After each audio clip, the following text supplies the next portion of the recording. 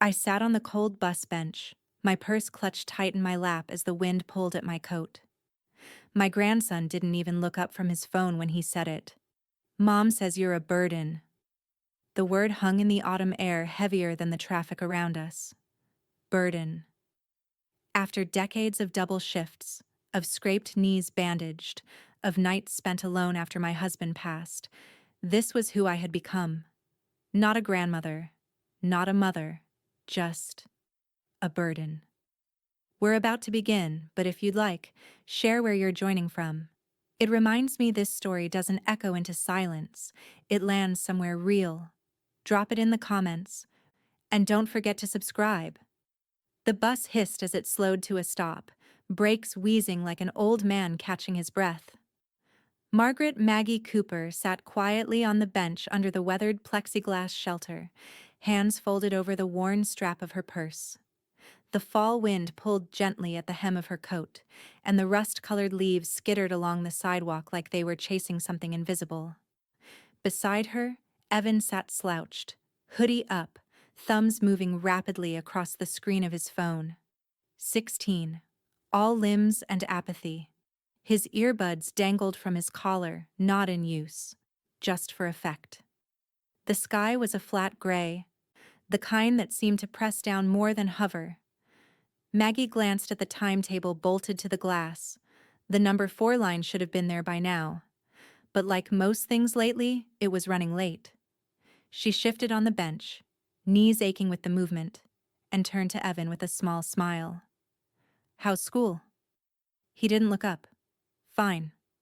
A pause. "You still working on that paper for—" "Mom says you ask a lot of questions," Evan muttered, not unkindly. "Just distracted." Then, almost like an afterthought, "She says you're a burden."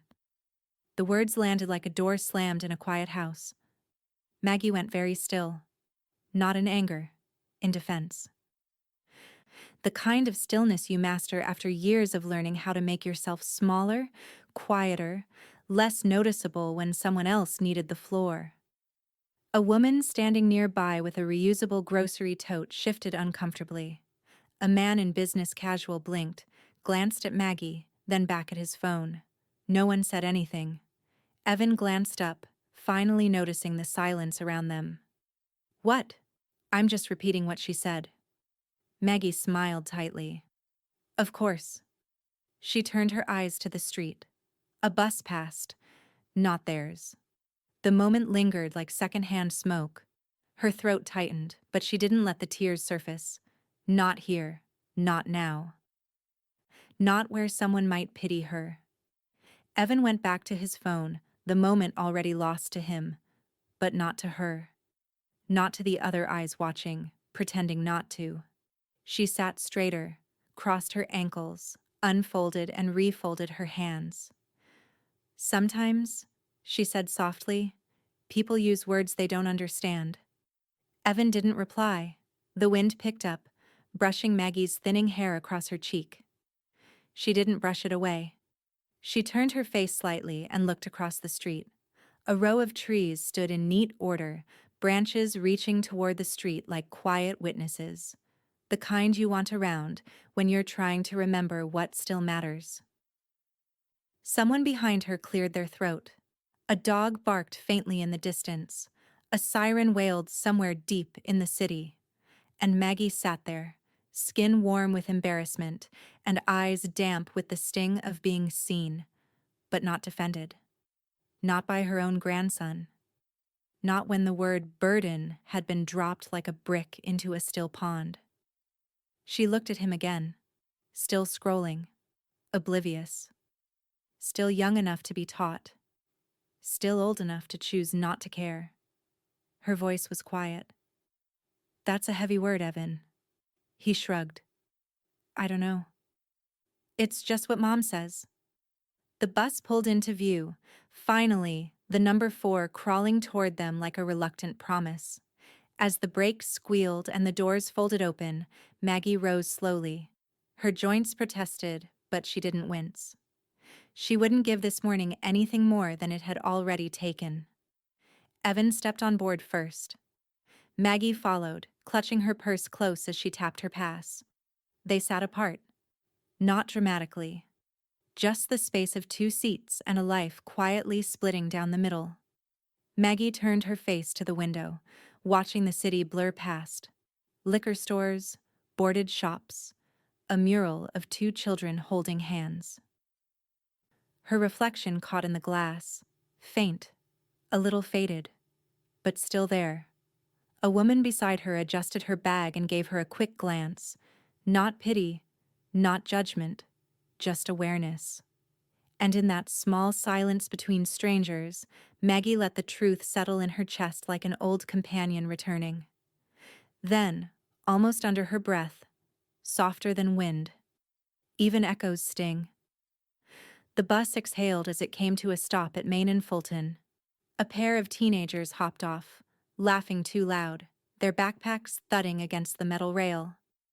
A few others climbed on in their place. 2 construction workers, a man in scrubs, and a woman in a navy trench coat with a press badge clipped to her tote. Clara Mitchell. She spotted the 2 seats between Maggie and Evan as soon as she boarded. Took the one beside the older woman without hesitation, gave a soft, "Excuse me," and slid her bag onto her lap. The bus rumbled back into motion. Clara wasn't eavesdropping. Not exactly. But she'd caught the word burden as she boarded, and in the quiet that followed, it had hung in the air like a bad smell. She turned just slightly toward Maggie, noting the way the older woman sat, shoulders drawn in, lips set in a quiet line of practiced dignity. Then she glanced at Evan. Still scrolling. Still unaware of the slow unravel happening 3 feet to his left. Finally, Clara spoke. Calm. Measured. Direct, but not unkind. "Do you know what that word means?" Evan didn't look up. "What word?" "Burden." Now his thumbs stilled, his eyes lifted. Confused. Yeah?" Clara waited. Evan blinked. "Like, something that's in the way?" He glanced at Maggie, then quickly back to his phone. Clara didn't let the moment pass. "Or maybe something that weighs you down? Slows you up?" Evan shrugged. "Sure." She nodded once, still watching him. "So you think she slows people down?" He frowned. "I didn't say that. My mom just repeats things without thinking." Maggie stirred beside her. "It's fine," she said gently, placing a hand on Clara's arm. "Really?" But Clara shook her head. "No," she said. "It's not." Her voice wasn't angry. It wasn't even loud. But it carried in the small, vibrating space of the bus. 2 passengers up front turned their heads slightly. A woman in a medical mask glanced over the rim of her book. A man with headphones lowered one earbud. The office was quiet, save for the soft click of Thomas Grant's pen as he signed the final page. Maggie sat across from him, hands folded in her lap, a calm resolve settled in her shoulders. The folder between them was thick, carefully prepared. Her estate, her terms, her name, written and witnessed and now, finally, respected. "It's done," Thomas said, sliding the final document toward her. Maggie reached for the pen. Signed. He nodded. "It goes into effect immediately. Upon your passing, the home will transfer to Evan, but only under the conditions you outlined." She smiled faintly. "He has to live in it, care for it, and never rent it out to strangers." Thomas chuckled. "You've basically written a moral clause into a real estate transfer." She shrugged. "It's not just a place.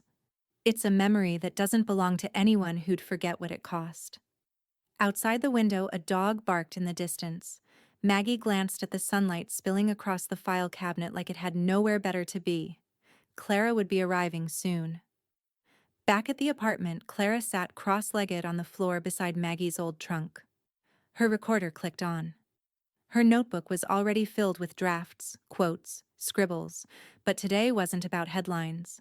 Today was about memory. "You know," she said, brushing dust off the lid, "when I first met you, I thought maybe you wouldn't talk to me." Maggie poured tea into two mismatched cups. I thought I didn't know how to. Clara smiled. And now you've been translated into 6 languages. Maggie raised her cup. God help them all. They laughed. Then Clara lifted her recorder. Can I ask the question I saved for last? Go ahead. What do you want them to remember most? About all of it?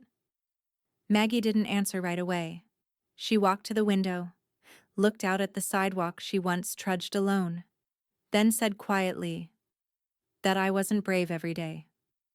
But I kept the door unlocked for the days I was. Clara didn't respond.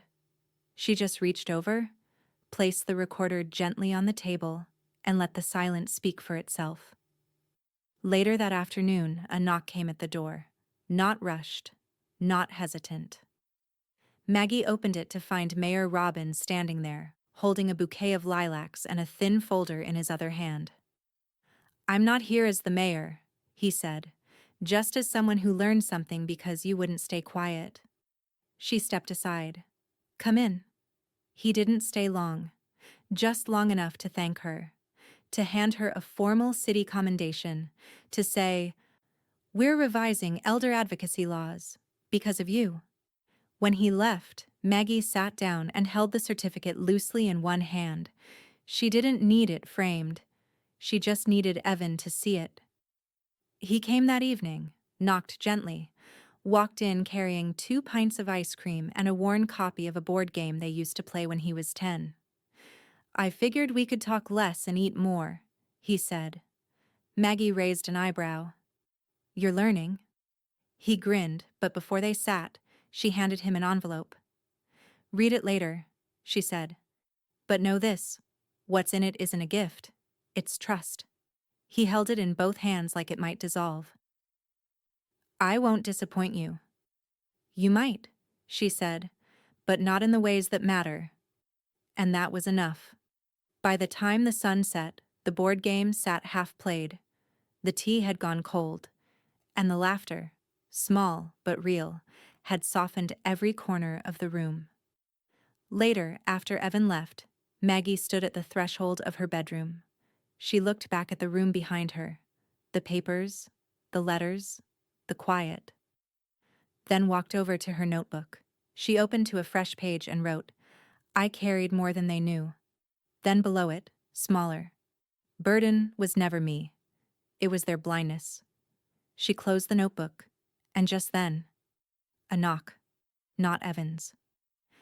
Not Jason's. A stranger. A woman. Younger. A little nervous. Hi. I don't mean to intrude. I read about you. My mother's going through something. I don't know where else to go. Maggie held the door open and whispered, Come in. Let's start with listening. Then softly. And when the stranger stepped forward, my silence finally stepped aside. Maggie gave Clara a look, part warning, part gratitude. She didn't want a scene. Didn't want to be the morning headline on someone's timeline. But Clara kept her eyes on Evan. You know what I see when I look at your grandmother? She asked. He didn't answer. I see someone who raised somebody, who worked long enough to retire, who gave enough that now she rides this bus with you instead of asking for anything back. Evan shifted, visibly uncomfortable. I didn't mean anything. Clara nodded. That's the thing about words. You don't have to mean them for them to land. Maggie's hand dropped from Clara's arm. She sat straighter now. Not out of pride, but something close to it. Evan's eyes darted toward his grandmother. Just a flicker. Just long enough to register the damage. And maybe, just maybe, the echo. The bus hissed again, slowing at a red light. Nobody said anything for a long, humming moment. Then a man near the front, maybe late 40s, looked back and said, I think my kids need to hear stuff like this more.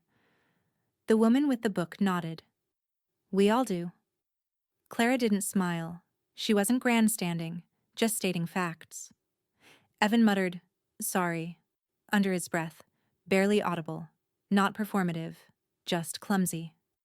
Maggie didn't make a big deal of it. She didn't reach out. Didn't force a moment.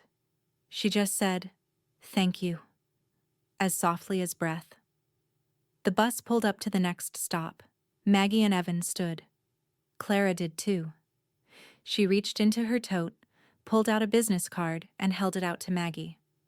"I write stories," she said simply, "for the Dispatch. If you ever feel like telling yours—" Maggie took it with gentle fingers, looked at the name, then the eyes that matched it. She nodded. "Maybe."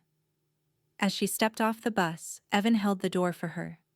Not dramatically, not apologetically, just quietly.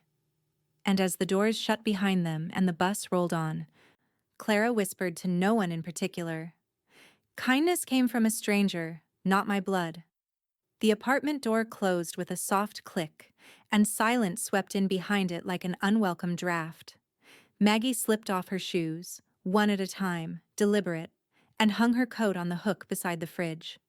The apartment smelled faintly of lavender, and underneath it, dust. She was alone again. Evan hadn't come up. He'd muttered something about Mom's waiting and walked off without meeting her eyes. No goodbye, just retreat. Maggie didn't blame him. She walked into the small living room and sat down slowly on the edge of the sofa, knees creaking like they always did when the weather turned. Her purse landed beside her with a gentle thump. From inside, she pulled out Clara's card. Clean, cream cardstock. Simple typeface. Clara Mitchell. Community features, the Columbus Dispatch. A handwritten number on the back. Maggie turned it over once, twice, then again, like it might reveal more if she handled it long enough. The light from the window had that hazy afternoon quality, soft-edged and uncertain, like it didn't want to commit to being either warm or cold. Her phone buzzed on the side table, a text from Lisa. "Thanks for babysitting. No punctuation, no apology." No acknowledgement, just transactional efficiency. Maggie stared at it for a moment before locking the screen. She didn't sigh for effect. She sighed because the air in her lungs didn't know where else to go. The bus stop replayed in her mind, moment by moment. The word burden, Clara's voice, Evan's half-hearted apology. The way strangers had stepped in with more grace than her own family. She hadn't cried. Not then. Not even after. But the ache sat just beneath the ribs now. Dull. Familiar. She stood and walked over to the hall closet. Opened the door. Inside, stacked neatly under a worn wool blanket, sat a box labeled in her late husband's handwriting, "Keeps." She pulled it out and carried it to the coffee table. Lifted the lid. Inside, decades. A photo of Jason in his high school band uniform, trumpet crooked in his hands. A hospital badge from Maggie's first nursing job. A yellowing napkin with "Happy 40th Marg" scrawled in cake frosting. She sifted through the layers gently, like she was turning pages in a borrowed book. Near the bottom was a bundle of old family photos, rubber-banded together. Birthdays, Easters, one of Jason as a toddler on her hip, smiling like the whole world existed right there in his hands. And then, a faded photo of Lisa at their wedding, grinning wide, arm looped around Maggie's, back when things were simpler, or maybe just better hidden. Maggie sat back and held Clara's card between her fingers. Not just paper, not just a number. It was possibility. She tucked it gently into the photo bundle, re-wrapped the rubber band, and placed it back in the box. Not forgotten. Stored. A beat. A record. A thread connecting today to everything before. She closed the lid and set the box aside. The apartment settled again, quiet and dim. And as the sun dipped a little lower behind the blinds, casting long shadows across the carpet, Maggie whispered, more to the room than to herself, "Proof isn't just paper, it's memory." The phone buzzed again. Another text. "Can you do Thursday too?" Maggie didn't reply. She stood, walked to the kitchen, and poured herself a cup of tea. No sugar, no cream, just heat. She sat back down with the mug cupped in both hands and stared out the window at the branches swaying gently in the wind. Outside, a kid zipped past on a scooter, laughing.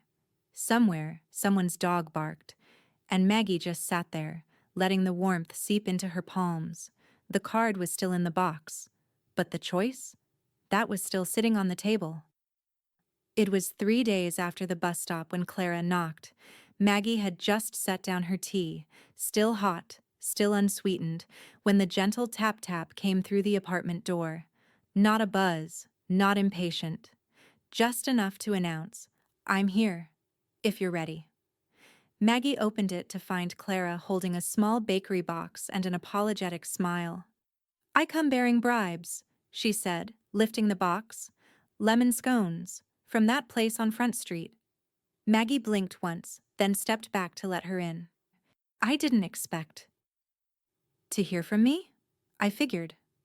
Clara entered without ceremony, toeing off her shoes near the mat. But that card wasn't just for show. The apartment looked lived in. Not messy, just warm. Faded curtains. A few too many houseplants. Framed photos on side tables like breadcrumbs leading to a life once fuller. Maggie gestured to the small round table by the window. "Sit, if you'd like." They did, the scones between them. Clara pulled a small notebook from her tote but didn't open it yet. "May I ask something forward?" she said. Maggie raised an eyebrow. "You already brought scones. You're halfway forgiven."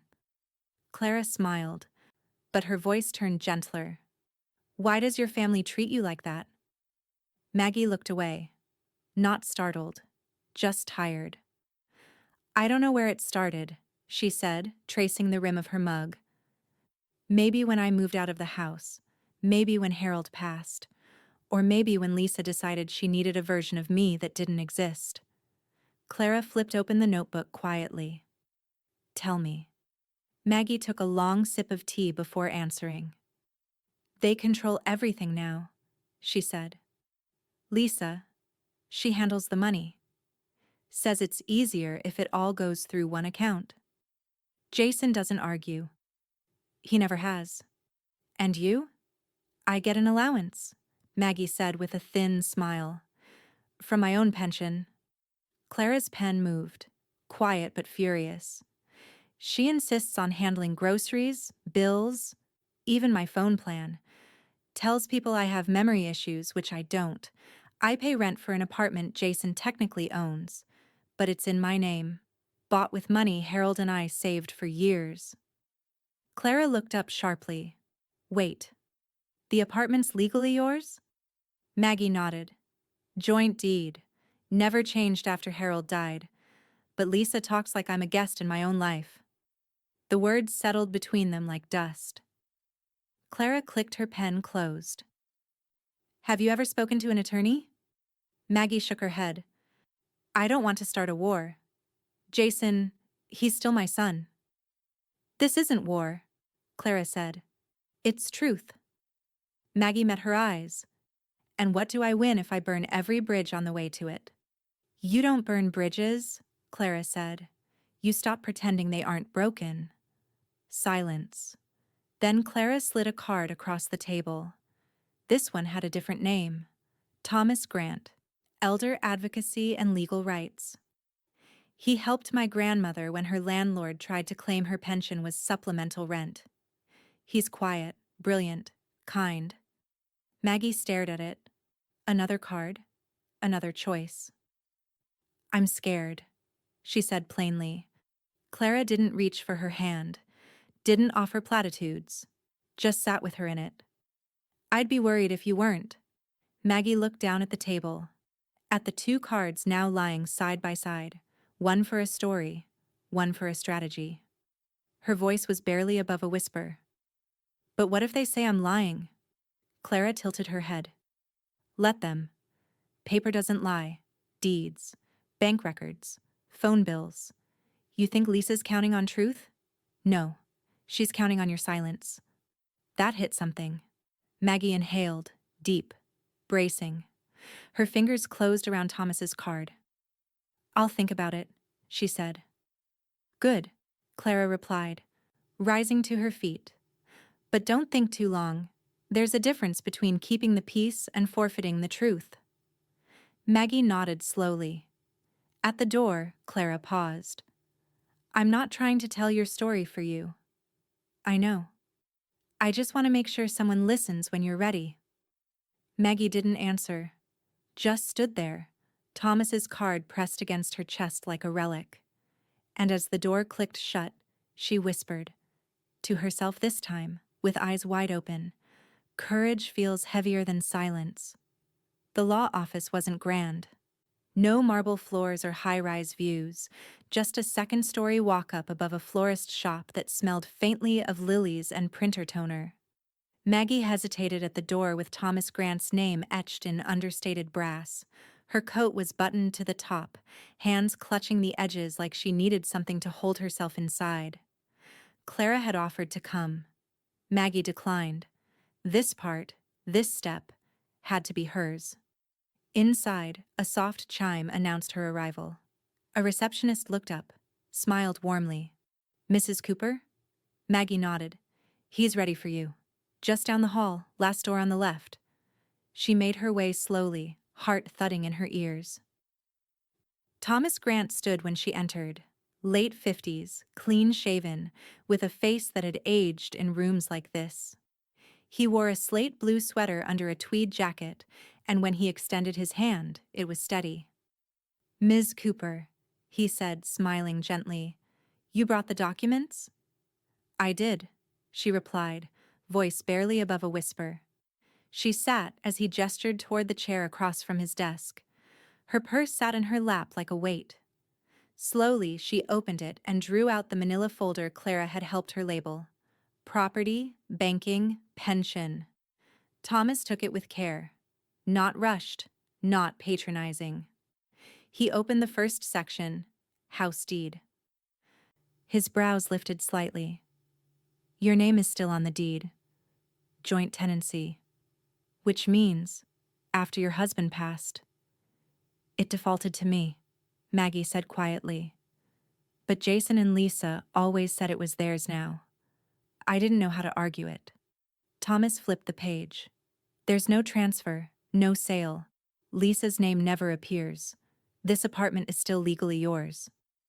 Maggie blinked once. Her hand gripped her purse tighter. "Technically," Thomas added, "if you wanted, you could evict them." She let out a small, shocked laugh. "Lord, I don't want that." "No, but it's important you understand. The narrative they've created isn't legal. It's convenience.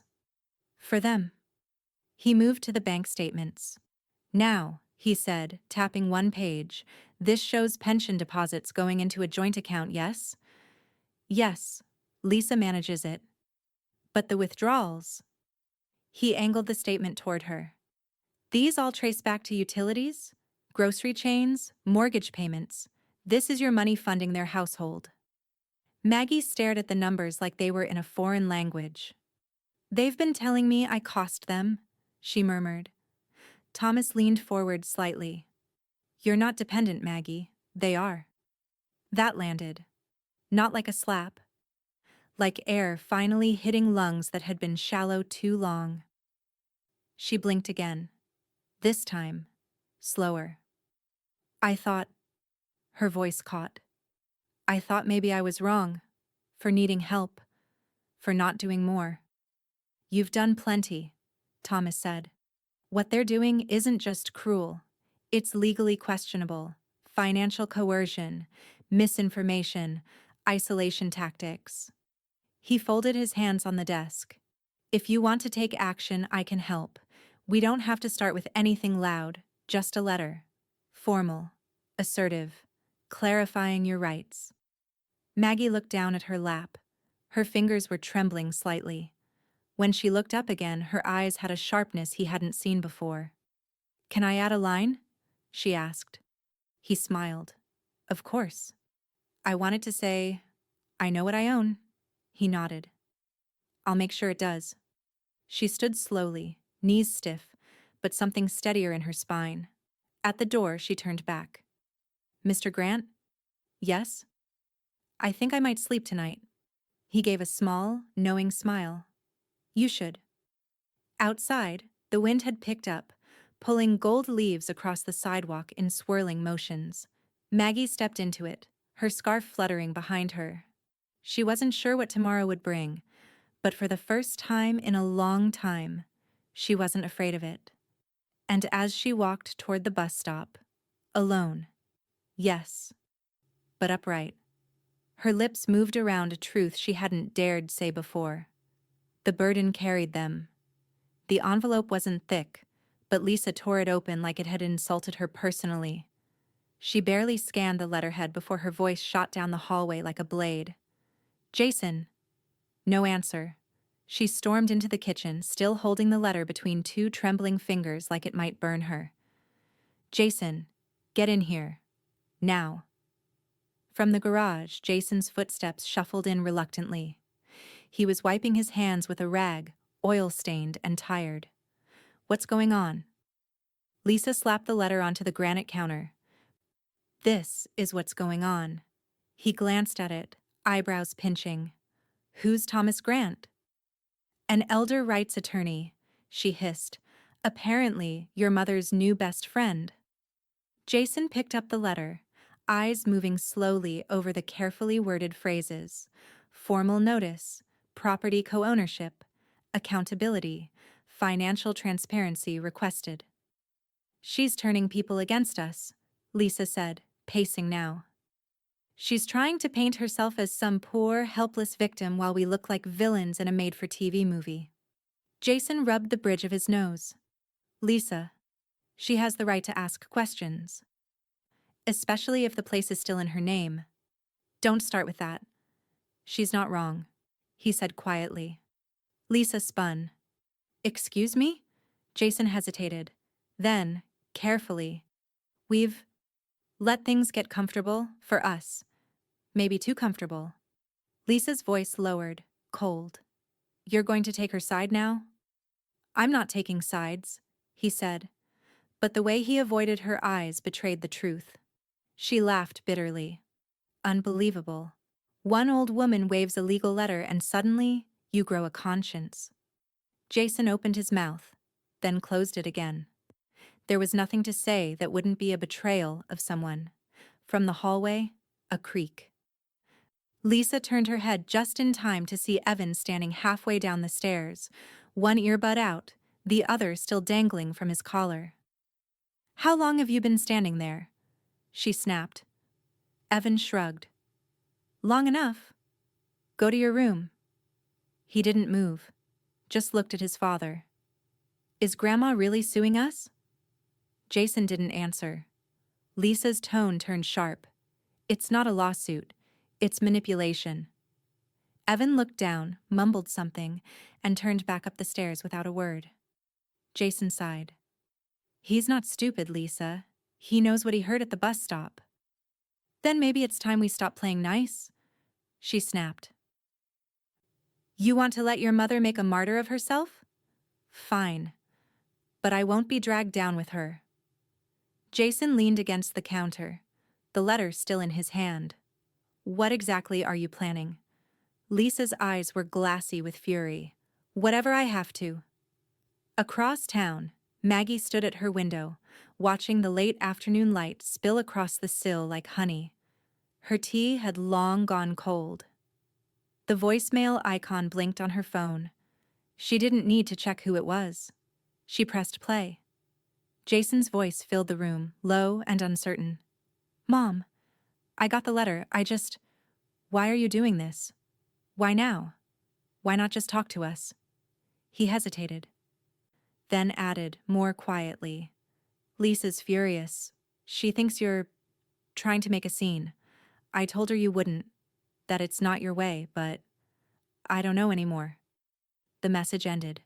No apology. No. Are you okay? Just confusion wrapped in cowardice. Maggie set the phone down and walked over to the side table. Opened the drawer. pulled out the worn folder Thomas had returned to her with his own annotations. Legal standing, supporting evidence, timelines. She ran her hand over the cover like it was a page from her own autobiography. Then she whispered, without sadness, without regret, just with certainty. Because silence is over. The headline wasn't loud. It didn't shout in all caps or beg for outrage. It simply read, Elder Neglect in Our Backyard by Clara Mitchell, Community Features. The Columbus Dispatch. There was no photo, no names, just words, stacked with surgical precision, each one chosen like a brick to rebuild something broken. Clara had written it on a Thursday night. The rain tapping her windows like it too. Wanted someone to listen. She'd stayed up late, candles flickering on her desk, writing until her fingers ached. Not from effort, but restraint. The piece opened with a bus stop, a teenage boy, a grandmother, a single word that shouldn't have been heard by strangers. Burden. No names, no faces. Just the truth as it happened. She described how no one corrected the boy, how only one voice, hers, asked what the word even meant. And then she asked the real question. How many times had it been said behind closed doors, when no one was listening, except the people it crushed? The story went live online at 9:03 a.m. Friday. By noon, it had been shared over 2,000 times. By dinner, a local city council member had reposted it with the comment, "We must protect our elders with more than good intentions." By Saturday morning, the comments section on the Dispatch's website had exploded. Sounds like my mother's situation. This made me call my grandmother. We need laws that work faster than guilt. And quietly, steadily, a wave began to rise. In her sunlit kitchen, Maggie sat at the table with a print copy folded in her hands. Clara had mailed it overnight. No flourish, just a sticky note on the front. You're not alone. Not anymore. Maggie traced the words. Not the ink, but the intention behind them. She didn't cry. She didn't speak. She just folded the paper once more, neatly, and tucked it beside Thomas's card in her drawer. She didn't need to be named. She had been seen. Meanwhile, in the Cooper household, the tone was less serene. Lisa paced the living room like a trapped animal. The article glowed on her tablet, unread but open. Just the headline and first paragraph enough to make her blood boil. She thinks she's clever, Lisa snapped, hiding behind her little journalist friend, keeping it anonymous so she can't get sued for defamation. Jason sat on the arm of the couch, head down, hands laced between his knees. It doesn't name anyone. Everyone will know, she hissed. It's not subtle, Jason. A bus stop? A teenage boy? Who else could it be? Jason didn't answer. She wants people talking, Lisa continued, furious. She wants the world to think we're abusers, leeches, like she's some innocent old victim instead of a manipulative. Enough, Jason said quietly. Lisa froze. Excuse me? I said enough. He looked up finally, face tight. Just stop. Please. She stared at him, stunned.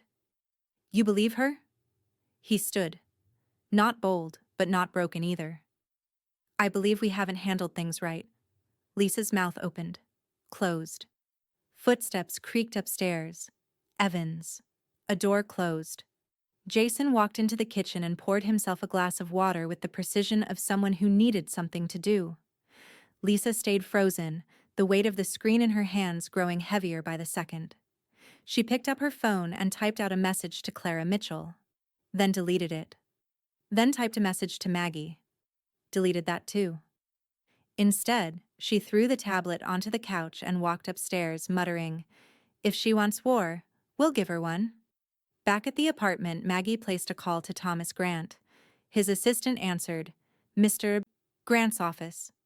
It's Margaret Cooper, she said, voice firm. Please tell him I read the article, and I'd like to move forward. The assistant's voice didn't skip a beat. He'll be glad to hear it. Maggie looked out the window. A neighbor was helping his elderly father into a car. The younger man smiled, adjusted the older man's coat. Simple, ordinary, but right. She let out a slow breath, then reached for her notebook. Not a diary, a record. At the top of the page, she wrote the date, and beneath it, in quotes, a single line from Clara's article. Sometimes silence isn't protection, it's permission. Then, in her own hand, she added, one sentence reached further than their whispers, and underlined it once. Hard. The clip made its way to Maggie's inbox on a quiet Monday morning. It was Clara who sent it. No message, no subject line, just a link. Maggie hesitated, then clicked. A podium, a press conference. The mayor of Columbus, Mayor Robbins, hair silvered and speech always measured, stood before a modest crowd at the downtown community center. Behind him, a printed banner with a new initiative name in bold letters.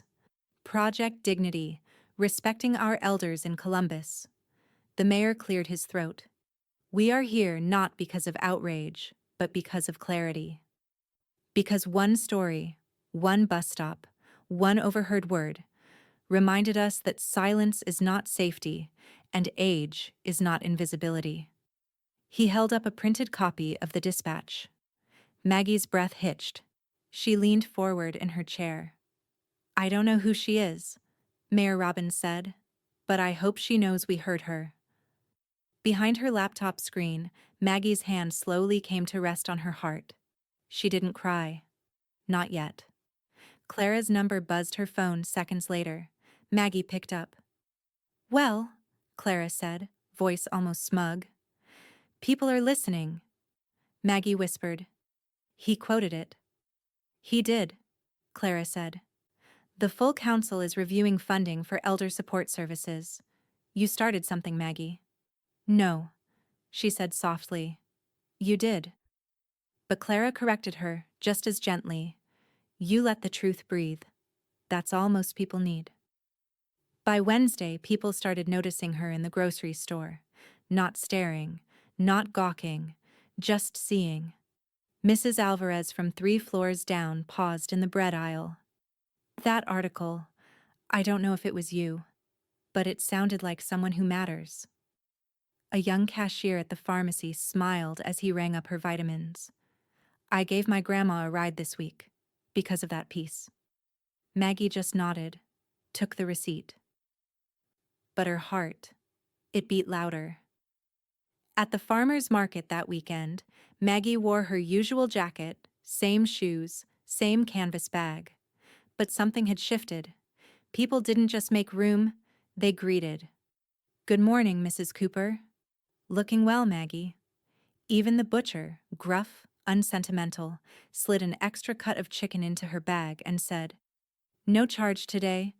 Just glad you're still raising hell. Clara, walking beside her, laughed. Small ripples, big waves. Maggie chuckled. I never even left the shore. Of course, not everyone joined the celebration. Lisa stood frozen in the middle of Target when the mayor's quote replayed on the store display news loop. She turned down the volume on her phone, jaw tight. Don't look like that, she snapped to Evan beside her. She wanted attention, now she has it. Evan didn't answer. He was scrolling through Instagram. He paused on a local post, a photo of the mayor with the quote. Comments pouring in. He turned the screen off. Quiet. Lisa's smile when they passed another neighbor in the frozen section was all teeth. Hi, great to see you, she chirped. But behind her sunglasses, her eyes didn't smile at all. That night, Maggie was watering her windowsill plants when she heard a knock, not the front door, the back porch. She opened it to find Evan, hands in hoodie pockets, gaze low. Hey, he muttered. She stepped aside. Come in. He didn't. He stayed on the porch. I saw the news, he said. Dad showed me the clip. Maggie waited. I just wanted to say, his voice cracked slightly. I didn't mean for things to get like this. Maggie didn't offer forgiveness. Not yet. She just nodded once. Takes time to understand weight, especially when you've never had to carry any. Evan flinched, barely, then nodded. You looked strong. On the news. Like, like someone I don't want to forget. She didn't say thank you. He didn't ask to come in, but he stood there for a while, and she let him. That night, as Maggie sat down with a cup of tea, no sugar, no cream, she opened her notebook again. New date, new line. Shadows shrink in spotlight. She stared at it, then added a second line beneath, and even ghosts can apologize. Just then, her phone lit up again, a number she didn't recognize. She let it ring, because this time, she would choose who got answered. The envelope was thick this time, too thick. Thomas Grant turned it over in his hands twice before cracking the seal. His office was quiet, late afternoon sun stretching long shadows across the parquet floor. Outside, traffic buzzed like a distant wasp. Inside, only the sound of paper sliding from envelope. He skimmed the first page, then the second. By the third, a quiet chuckle escaped his lips. Cute, he muttered. The receptionist knocked lightly. Another coffee, Mr. Grant? No, thank you, he said, still smiling as he laid out the pages. But tell Maggie Cooper she's about to see what desperation looks like. On letterhead. At Maggie's apartment, the air smelled faintly of ginger and dryer sheets. Clara sat cross-legged on the couch, laptop balanced on her knees. So what's it say? She asked, eyes flicking to Thomas as he stepped in, papers in hand. Thomas gave Maggie a reassuring smile as he handed over the top sheet. Lisa's filed a petition of guardianship and control. Claims you're mentally unfit to manage your own affairs. Maggie blinked. I beg your pardon? It's an intimidation tactic, Thomas said. She's hoping you'll get scared and drop everything. Clara leaned forward, frowning. Is there any chance it could stick? Thomas shook his head. Not a chance. The medical documentation alone would demolish it, and we already have the paper trail, deed, bank records, even Maggie's tax returns. She's been funding them, not the other way around. He paused, then added with a smirk, Honestly, I've seen better fiction in bad divorces. Clara exhaled. Then let's fight it. Thomas nodded. I'm drafting a rebuttal. We'll file within the week. Maggie sat quietly, turning the paper over in her hands. She wasn't trembling, but she wasn't calm either. It still stings, she said, that she'd write this about me, her own son reading it like it's fact. I know, Thomas said gently, but truth isn't a feeling, it's proof, and you've got it. Clara opened her laptop. Mind if I start a follow-up? Just be careful, Thomas warned. No names, remember? I won't out them, Clara said, but the community deserves to know what's coming. Later that day, Maggie answered a knock at her door. Emily, the retired teacher from down the hall, stood there with a casserole dish and hesitant eyes. I made too much, she said, holding it out.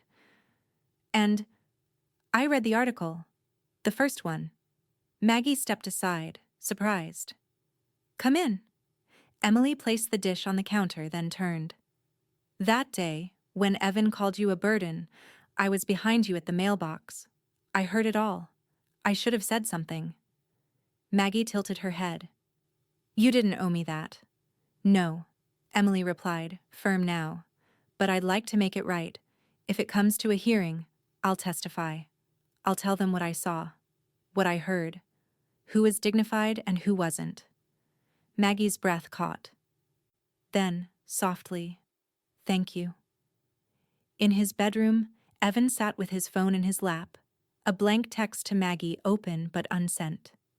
He could hear his parents downstairs, Lisa on another call, voice shrill and performative. Jason silent.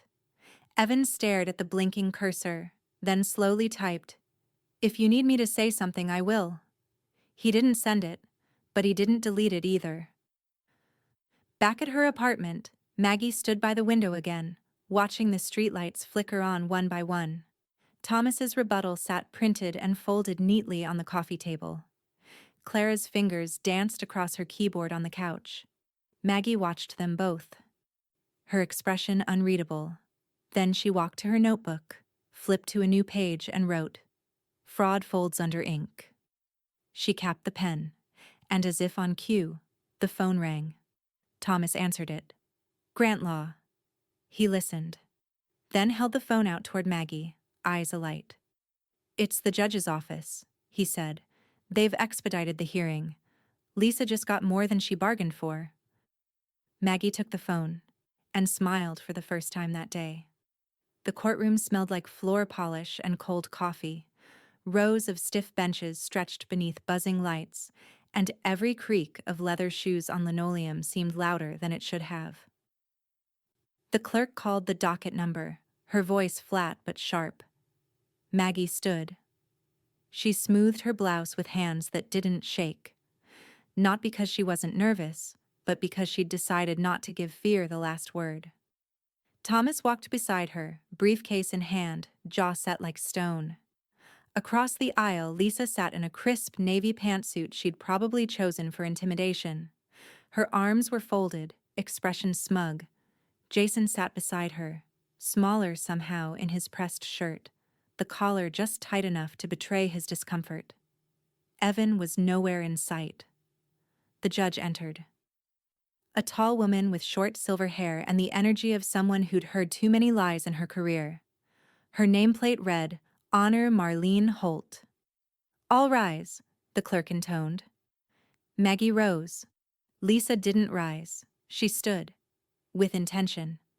With performance. Judge Holt scanned the file before her, then peered over her glasses. "Petitioner alleges that Ms. Cooper is no longer capable of managing her personal, legal, and financial affairs. Is that correct?" Lisa stood. "Yes, Your Honor." "And you are?" "Her daughter-in-law." "No blood relation?" Lisa hesitated. "No, ma'am, but I've handled her finances for years. With consent?" Thomas stood. Consent that was neither formalized nor necessary. Ms. Cooper has always had legal capacity and continues to have it now. Judge Holt turned to Maggie. "Ms. Cooper, do you understand why you're here?" "Yes, Your Honor." "Do you understand what guardianship entails?" "I do, and I don't require one." The judge gave a slight nod. "Then let's see what's been brought forward." Thomas approached the bench. "We have submitted the following: legal deed of co-ownership, bank records showing Ms. Cooper's pension contributions to the household in question, utility payments in her name, and a notarized letter from her physician attesting to her mental clarity." He placed the files before the judge. Lisa's face flickered. Judge Holt flipped through the documents with practiced speed, pausing only to annotate a few lines. "Petitioner," she said to Lisa, "do you have any evidence that Ms. Cooper is mentally or legally incompetent?"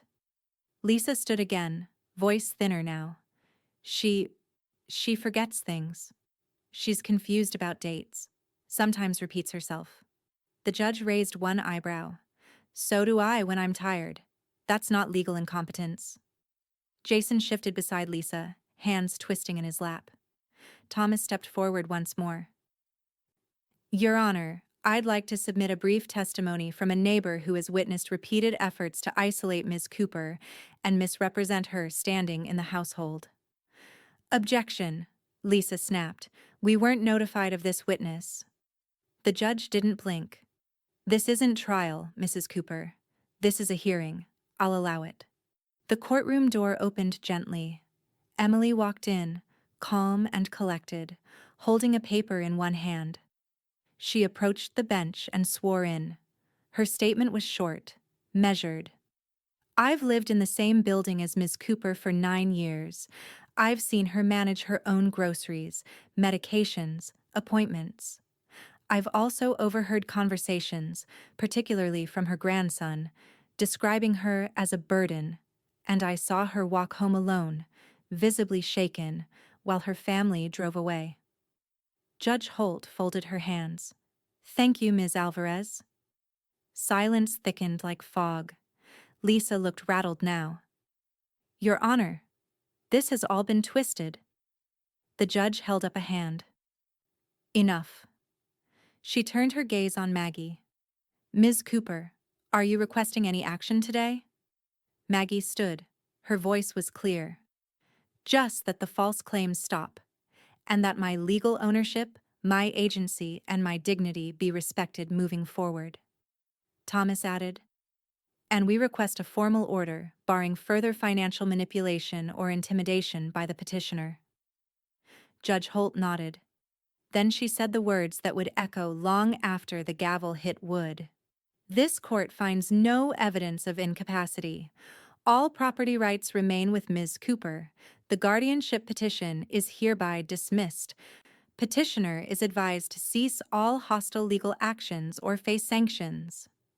Jason bowed his head. Lisa stood there frozen, jaw clenched, a tremor in her right hand. The judge rose. Court adjourned. The gavel came down like punctuation on a long overdue sentence. Outside, the sun had warmed the courthouse steps. Maggie walked out slowly. Clara was waiting, camera in her bag, not in her hand. Well? She asked, eyes searching. Maggie exhaled. She lost. Thomas stood beside her, flipping closed his briefcase with a smile. Truth wins, Clara said. Maggie looked toward the parking lot. Jason was helping Lisa into the car. He looked up once, saw her, then looked away. And that was enough. Maggie turned to Clara and whispered. Justice felt lighter than breath. She didn't need a ride, she needed a walk. And for once, no one stood in her way. Evan didn't speak to his mother on the ride home from the courthouse. Lisa had tried twice to spin the outcome into something manageable. It was just a hearing, she said the first time. Then, a little sharper. It doesn't change what she put us through. Evan had stared out the window, earbuds in, nothing playing. Now, 3 days later, he stood outside Maggie's apartment door, shifting from foot to foot. The knock he gave was soft, hesitant. Maggie opened it with a quiet surprise in her eyes, but no judgment. Just that calm, assessing pause she always gave when something unspoken stood between her and the person across from her. Evan cleared his throat. Hey, I brought the card table. He held it up, like a peace offering. Maggie nodded. Come in. He followed her into the living room. She'd already cleared the corner near the window. Sunlight streamed across the small rug like it had been waiting for something to return. They unfolded the table together, set out the deck of cards, sat down. For a while, they didn't play. They just talked, slowly, haltingly, about neutral things. School, the bus, Clara's article, Maggie's window plants. Then finally, after Evan lost a hand of Go Fish, he asked without looking up, Do you hate her now? Maggie's answer came without pause. No, but after what she did, I don't need to hate her, Maggie said gently. I just need her not to have control over me. Evan nodded, swallowed hard. They played another hand. Jason, meanwhile, spent his days in silence. He left for work early, came home late. Ate standing up, eyes fixed on the microwave or the sink or nothing at all. Lisa tried to engage him, at first. Asked if he'd seen the follow-up story Clara published about aging with autonomy. He said, I skimmed it, then went to bed. The distance was a choice now, a refusal to participate in damage control, a quiet retreat from a narrative that no longer fit. At Maggie's apartment, the mail had started changing. Not bills, not warnings. Envelopes hand-addressed, lined with stickers, little slanted loops from shaky hands. A card from someone in Dayton. You reminded me to believe my voice matters, even at 74. A note from a teacher. I read your story to my class. We talked about dignity. One envelope held only a pressed violet and a single sentence in shaky cursive. Thank you for not disappearing. Maggie kept every one, not out of pride, out of reverence. She tucked them between the pages of her notebook, like leaves she didn't want the season to forget. One evening, Clara stopped by after work. She brought a box of cinnamon muffins and a binder filled with clippings. People keep quoting you, she said, tapping the binder. Not me. You. Maggie blinked. They don't know my name. Clara smiled. Doesn't matter. They know your strength. She paused, then added, Your voice changed things. Maggie looked away, toward the back window. It's not the voice I thought I'd be using at this age. No, Clara said. It's better. Lisa sat alone on the back porch that night, wineglass untouched beside her. Her phone buzzed with a text from her sister. Something clipped. Sympathetic, but sharp. Maybe you need to take a step back from all this. She didn't respond, because the spotlight had turned into shadow, and shadows, she'd learned, were colder when they came from within. A week later, Maggie and Evan were putting away their cards when he said suddenly, She still thinks I'm on her side. Maggie didn't ask who, she just waited. I'm not, Evan said finally. I mean, I don't want to be. I don't want to be like that. Maggie smiled, not wide, not triumphant, just enough. Then don't be. That night, Maggie opened her notebook. She flipped past the mayor's quote, past the hearing date, past her own scribbles about strength and scars and standing up straighter. She wrote, Silence had company now. Then she sat with it, long enough to believe it, just long enough to feel it settle into truth. And somewhere, in a box in the hallway closet, her first whisper still waited, but not alone anymore. The condo smelled like fresh paint and desperation. The listing had gone up 2 days earlier, quietly, privately, targeted toward investment-minded buyers seeking immediate equity. Lisa hadn't expected it to catch attention so fast, but there had been interest. Enough to arrange a private showing. Just one couple. Just one shot. She'd polished the hardwood floors herself, lit vanilla-scented candles in the kitchen, even staged a tray of fake croissants on the counter. Now she stood by the window, arms crossed, chin lifted, rehearsing her smile like it was armor. The doorbell rang. Lisa exhaled, then opened it. The couple looked perfect. Polished, professional. Man in a gray suit, woman with sharp glasses and an expensive bag. The woman smiled first. Lisa Cooper? Yes, that's me, Lisa said, stepping aside. Come in. Behind them trailed a quieter figure, slightly older, dressed in neutral tones. Thomas Grant. He didn't speak, just followed. Lisa didn't blink. They're just here for paperwork, she told the couple casually, motioning to Thomas like he was some unimportant assistant. Let me show you around. She launched into her pitch. Great natural light. Utilities are efficient. The building's quiet. And of course, full ownership is in my name, free and clear. Clara, dressed like a buyer, made a slow circle of the living room. Her phone camera, unnoticed in her coat pocket, was already rolling. Wait, said the man, pausing. You're the legal owner? Absolutely, Lisa said too quickly. Well, technically it's been in the family for years, but I manage everything. My name is on all the accounts. My mother-in-law, she's not involved. As if on cue, the front door opened. The air shifted. Maggie stepped inside. Not timid, not performative, just certain. Lisa turned, mask cracking slightly. What are you doing here? I live here, Maggie said simply. To the couple, she added, Apologies for the confusion, But I believe you're here under a false impression. Thomas opened his briefcase without a word, pulled out a copy of the deed, placed it gently on the coffee table. Clara stepped forward, slipping her phone from her coat pocket. Stopped the recording. Smiled. Lisa's voice rose. This is harassment. She's trying to sabotage. The man in the gray suit turned to her. Ma'am, you introduced yourself as sole owner. That's fraud. It's not fraud. Lisa snapped. It's family property. Maggie stepped closer. Her voice didn't rise, but it landed like iron. No, it's my property, and you tried to sell it behind my back. The woman with the sharp glasses shook her head. We don't buy drama. They left without another word. The door clicked shut behind them like a sentence ending. Lisa turned to Maggie, livid. You planned this.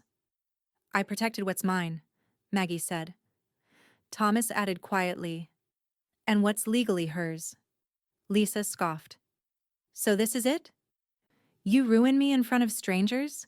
You think that makes you better? Maggie didn't flinch. I don't need to be better. I just need the truth to be louder than your version of it. She turned to Thomas and Clara. We're done here. Thomas nodded. Clara followed, but not before slipping her phone into her coat pocket again. Footage backed up, time-stamped, geotagged. Outside, the air was cooler, clearer. Maggie exhaled like she hadn't in years. You okay? Clara asked. Maggie nodded slowly. I was scared I wouldn't feel anything, but now. Thomas smiled. Now? Maggie turned toward the building behind her. Still hers, always hers. I feel like I walked into my own name again. Clara reached for her notebook. Do I write that down? No, Maggie said. But then, after a pause, yes. Later, alone, Maggie returned to her apartment. She placed the deed, her deed, back in the folder, closed the drawer and poured herself a cup of tea. No sugar, no cream, just clarity. Then, with pen in hand, she wrote in her notebook, She sold lies, I sold truth, and underlined the word sold twice. The invitation came in a cream-colored envelope with the city seal embossed at the top. Simple, but heavier than it looked. Maggie turned it over twice before opening it, like something sacred. Inside, the note read, We would be honored if you joined us. Town Hall Forum on Elder Autonomy, featuring Clara Mitchell, Thomas Grant, and, if she's willing, Margaret Cooper. At the bottom, Your voice made us listen. Let it echo. Mayor Robbins. Maggie set the letter down gently. Across from her, Clara didn't speak. She just smiled and placed a small recorder on the table, like she already knew what the answer would be.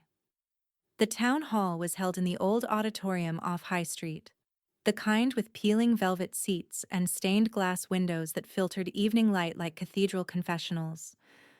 But tonight, every seat was filled. People stood along the back wall. Some spilled into the aisles, seniors, teachers, social workers, college students with notebooks.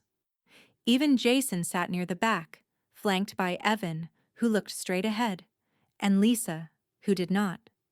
She wore sunglasses inside, the first to arrive, the last to be greeted. Mayor Robbins took the podium first. We often celebrate youth, he said.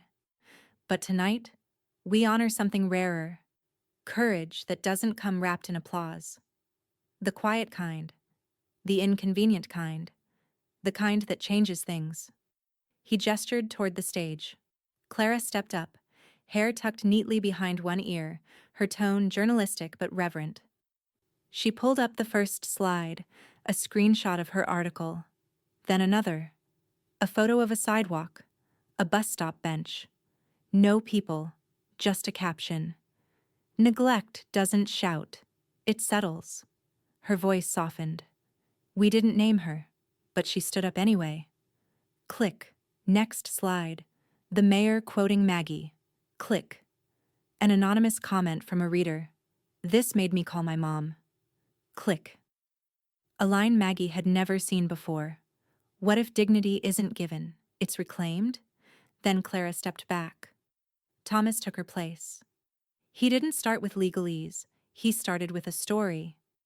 Maggie Cooper didn't hire me to win a case, he said. She hired me to remind her family what was already true. He outlined the facts. The deed. The pension trail. The false guardianship claim. The attempted fraudulent sale.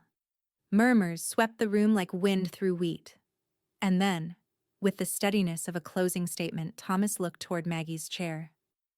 But the real proof wasn't on paper, he said. It was in her refusal to disappear. And he sat down. Now the room hushed. Maggie stood. No podium, no microphone, just her voice. She stepped toward the center of the stage. I didn't want to speak tonight, she began. Not because I'm afraid of talking, but because for a long time I thought my voice wasn't a tool.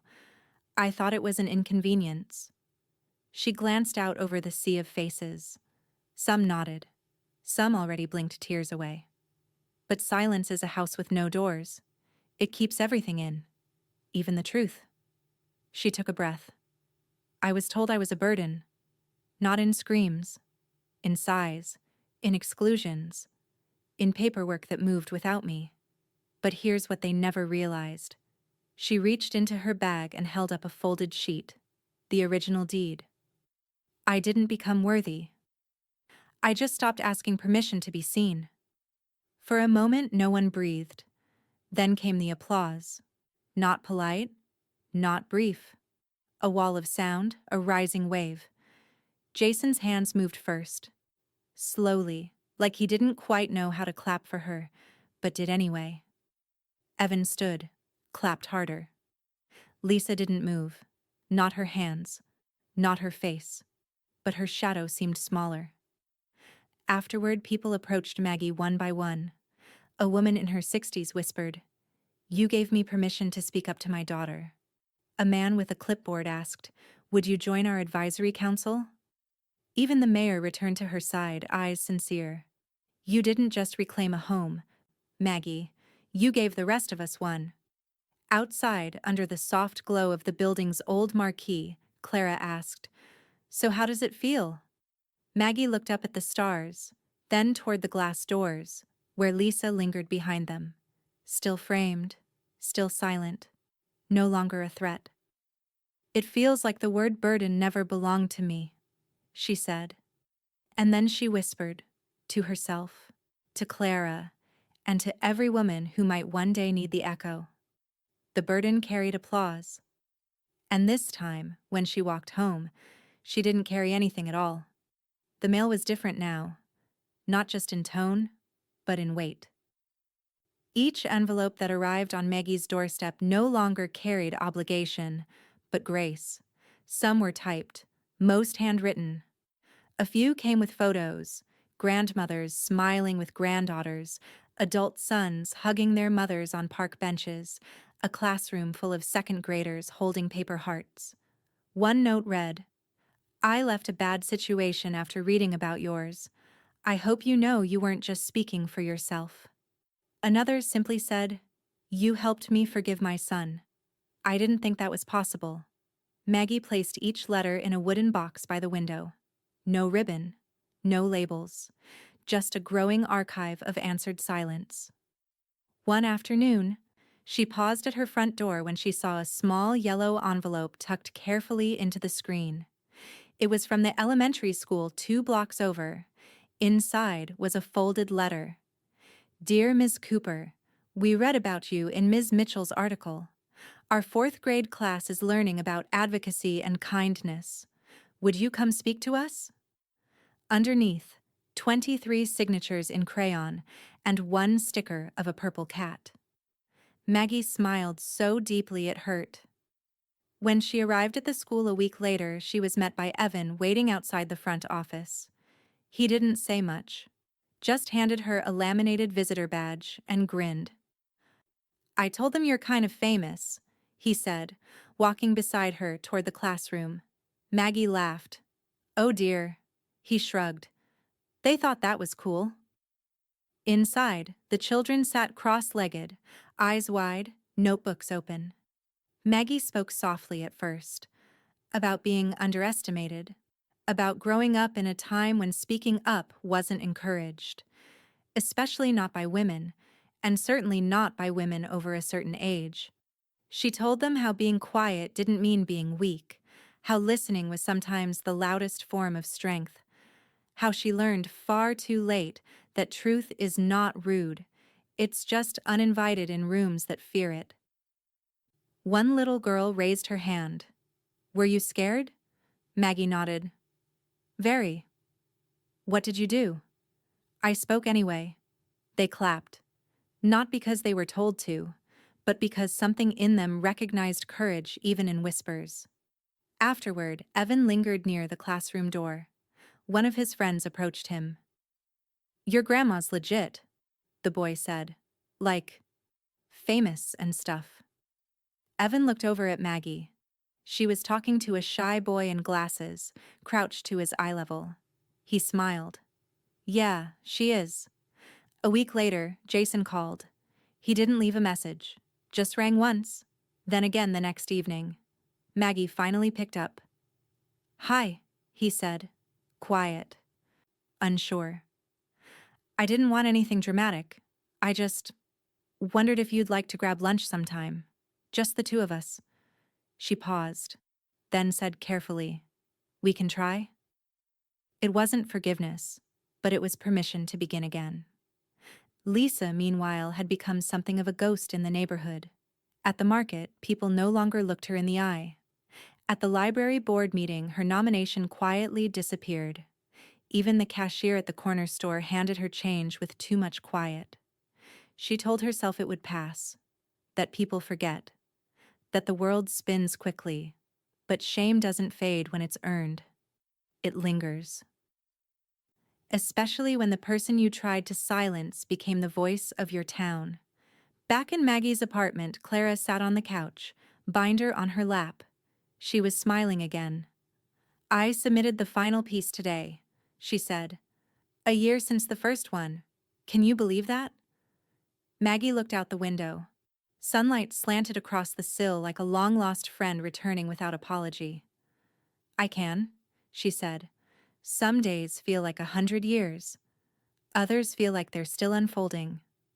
Clara nodded, then reached into her tote bag.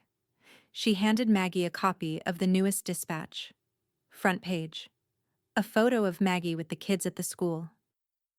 Headline: "Listening Changed Us, the Legacy of One Quiet Voice." Maggie traced the edges, then opened her notebook, now nearly full. She flipped to a fresh page and wrote, "Stories weigh more than silence," then underlined it, twice.